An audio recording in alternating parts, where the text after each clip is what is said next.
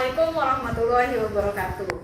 Ketemu lagi dengan saya Dwi Murtika. Kenalkan, nama saya Dwi Murtika. Saya guru mata pelajaran pemodelan perangkat lunak berorientasi objek.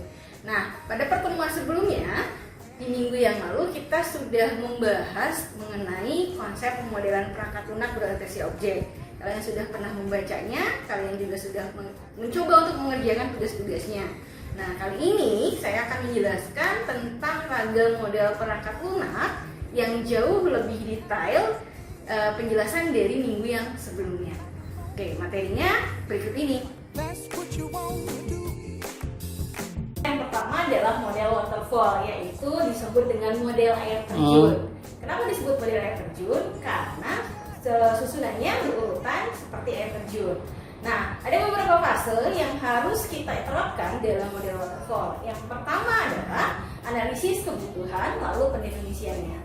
Yang kedua, perancangan sistem dan perangkat lunaknya. Yang ketiga, implementasi dan unit testing. Yang keempat, integrasi dan pengujian sistem. Dan yang kelima, dan terakhir adalah pengoperasian dan perawatan. Berikut adalah model dari waterfall. Tes waterfall dapat digambarkan sebagai berikut. Yang pertama adalah requirement. Apa itu requirement? Itu adalah tergantung dari permintaan user. Ya, user memberitahukan apa kebutuhannya. Kemudian yang kedua, kita masuk ke tahap desain. Artinya, kita mendefinisikan kebutuhan user tersebut dalam sebuah desain, baik desain sistem maupun desain tampilannya. Yang ketiga adalah implementation, yaitu kita menerapkan desain tersebut ke dalam sebuah program, aplikasi program yang diinginkan oleh user. Dan yang keempat, tahapan yang keempat yaitu verification. Kita mengetes program yang sudah jadi tersebut dengan kebutuhan yang sebelumnya sudah diberikan oleh user, apakah cocok atau tidak. Dan kita juga masuki tahap instalasi dan pengecekan debug dari program tersebut. Dan yang terakhir kita masuk ke tahap maintenance, yaitu perawatan dari program yang sudah jadi tersebut. Kelebihan dan kekurangan. Nah, waterfall juga punya kelebihan sama kekurangannya. Apa aja? Yang kekurangannya yang pertama adalah pembagian proyeknya itu tahapannya sangat lama. Nah, karena sangat lama tersebut, maka membutuhkan waktu yang cukup lama untuk menyelesaikan programnya. Kemudian, hal ini mempersulit bagi programmer untuk merespon permintaan user yang mungkin akan mendadak. Jadi, kita tidak bisa merespon user dulu sebelum programnya selesai. Yang ketiga adalah model ini persyaratannya harus dipahami lebih dulu sebelum dilaksanakan. Itu kekurangan. Sekarang kelebihan. Apa aja?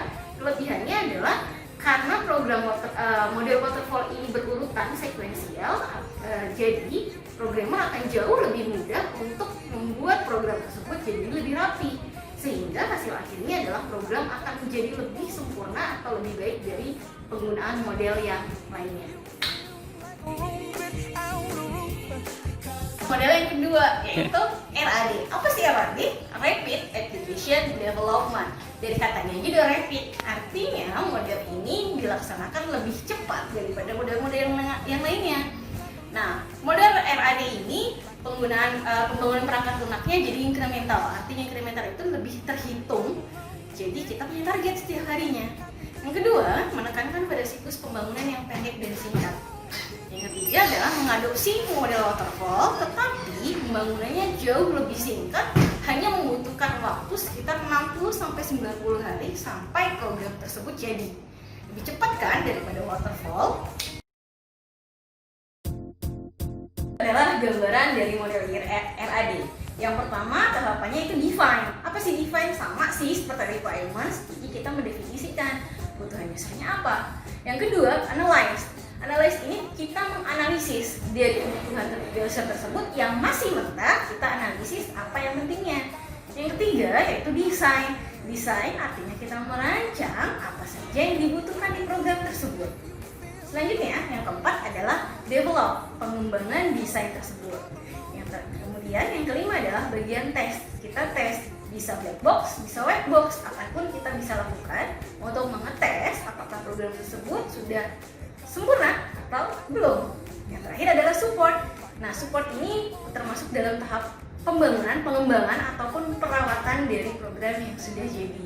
Nah, siklus ini berlangsung lebih cepat dibandingkan waterfall karena di dalam RAD kita bisa saja sewaktu-waktu menerima requirements tambahan dari user. RAD juga punya kelemahan dong, pastinya nggak mungkin jauh lebih cepat, jauh lebih bagus, enggak juga. Kelemahannya ya tadi, karena waktunya lebih cepat, jadi skala proyeknya itu akan jauh lebih, mungkin kualitasnya akan lebih rendah daripada waterfall. Nah, dan tidak cocok pada program atau pada proyek yang sangat besar, karena waktunya memang sempit. Kemudian, kelebihannya adalah lebih efektif, karena pendekatannya mirip dengan waterfall, tapi waktunya lebih singkat, lebih efektif dalam kita berkomunikasi dengan usernya. Kemudian RAD ini justru lebih cocok pada proyek-proyek kecil atau proyek yang memang membutuhkan waktu sangat singkat. Model yang ketiga ya, kita masuk ke model prototype. Tahulah prototype itu artinya ya seperti mock-up. Mock-up itu apa Ibu? Prototype, mock-up itu seperti percontohan. Artinya pemodelan ini berdasarkan contoh yang sudah ada. Jadi sudah ada, kita kembangkan. Nah, di prototype ini menggambarkan hal-hal yang penting. Jadi hanya hal-hal penting saja yang kita kembangkan. Yang kita ambil dari user, kita kembangkan. Jadi tidak bertele-tele dan justru lebih praktis mungkin pengembangannya.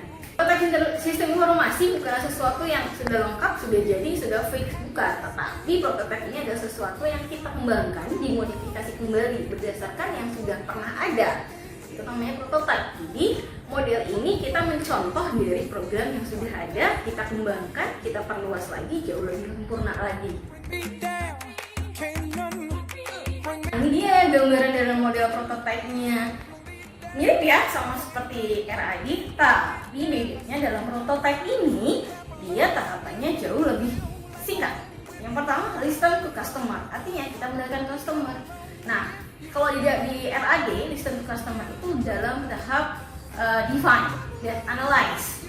Nah, kemudian di sini masuk ke tahap build atau revise mockup. Jadi kita mengembangkan dari hasil analisis dari customer-nya, kita membuat mock-up-nya, percontohannya. Kemudian customer test drive dari mock-up tersebut. Jadi programnya belum jadi, prototype ini programnya belum jadi, tetapi hanya sebatas mock-up, hanya contoh atau sampel program saja. Nanti kalau memang user tersebut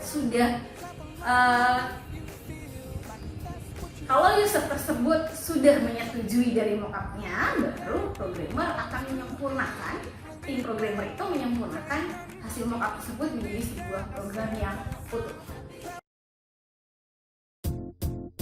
Oke, prototype itu macam-macam, ada jenis-jenisnya loh, ada 4. Yang pertama itu ada feasibility prototyping, yang kedua requirement prototyping, yang ketiga design prototyping, dan yang terakhir adalah implementation prototyping. Nah, ini adalah tahap-tahap dari pemodelan dengan prototype. Sekarang masuk kelebihan dan kekurangannya ya. Keunggulannya adalah user dapat berpartisipasi aktif. Artinya di sini ada kerjasama yang baik antara user dengan tim pengembang.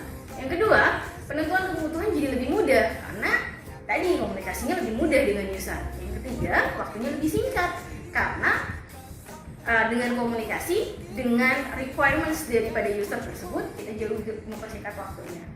Lalu kelebihannya adalah proses analisa dan perancangan terlalu singkat banget. Kemudian yang kedua adalah mengesampingkan alternatif pemecahan masalah. Yang ketiga, kurang fleksibel. Yang keempat, prototipe-nya yang dihasilkan tidak selamanya mudah untuk diubah karena kadang susah buat mengubahnya. Yang terakhir adalah prototipe-nya ini terlalu cepat selesai. Biasanya yang instan itu hasilnya tidak sebagus yang sekuensial. Sekarang masuk ke desain yang terakhir yang saya jelaskan ya, bukan berarti desainnya habis, desainnya masih banyak. Ini yang terakhir adalah model spiral. Apa sih model spiral? Model spiral itu secara garis besar kita menggabungkan antara model prototyping dengan model waterfall. Jadi nanti hasilnya adalah penyempurnaan dari model waterfall dengan prototyping. Kalau misalnya waterfall susah untuk menarik requirements di tengah-tengah jalan, Karena digabungkan dengan prototyping, maka waterfall itu jauh lebih sempurna. Karena di tengah jalan kita masih bisa menerima requirements dari usernya. Terus bentuknya kayak gimana ya? Gini nih bentuknya, ini gambaran model spiral. Mirip ya sama dengan yang prototype. Nah, bentuknya seperti ini. Tetapi di lingkarannya tersebut kita bisa memasukkan requirements dari user. Jadi, selama perjalanan kita pengembangan sistem, kita masih bisa mengubah atau balik lagi ke tahap yang sebelumnya tanpa merusak tahap yang sudah jadi. Sudah selesai semuanya, saya jelaskan ada 4 model. Yang pertama adalah waterfall, yang kedua LAD, yang ketiga prototyping, dan yang terakhir adalah spiral. Spiral itu penyempurnaan ya. Nah, bukan berarti cuma 4 ya, masih ada banyak lagi model perangkat lunak yang bisa kalian pelajari, yang bisa kalian gunakan, tergantung dari kebutuhan sistem yang akan kalian bangun. Oke, sampai ketemu lagi nanti minggu depan ya. Materi yang kita bahas adalah bagaimana kita mengembangkan sebuah model perangkat lunak yang berorientasi dengan objek. Assalamualaikum warahmatullahi wabarakatuh.